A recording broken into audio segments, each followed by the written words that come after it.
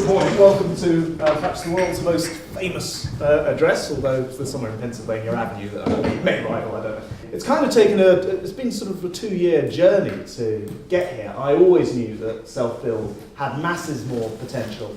I'm hugely grateful to the National Association of Self-Build for producing a report over a year ago for me what needed to be done, and we responded to that. And one of the things that came out of that was, of course, the self-build portal, which is the thing that we're specifically here to launch today. At any one time, there are millions of people in the UK are keen to do a self-build project.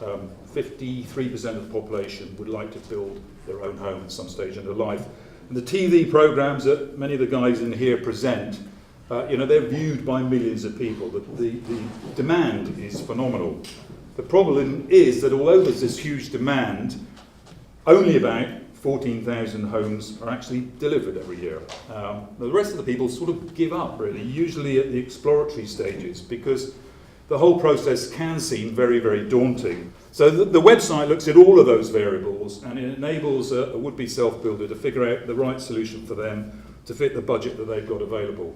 I think the self-build portal is fantastic. I think Britain as a nation needs as much help as possible about understanding the principles of self-build. I think they need that guidance, and I think for me this is one of the first websites I've ever seen that really gives everyone that step-by-step guide that actually I think could transform Britain. What would be your top tip to a would-be self-builder? Is not to get too obsessed about technologies or techniques or timber frame or ground source heat pumps, which I see that so many times. People are obsessed about these things. It's like, start with the architecture, start with site, then move through the hierarchy, and an obvious hierarchy of size, space, cost, insulation, all those kind of things, and then end up with that other stuff. But start with a site and start with architecture, good, uplifting architecture. It's all about how much you prepare first, and getting the right location, the right site, getting the design right, and making sure that what you're building and you're going to leave to posterity afterwards is very efficient, and you embrace all the most innovative eco elements that you can possibly build into your design and your build.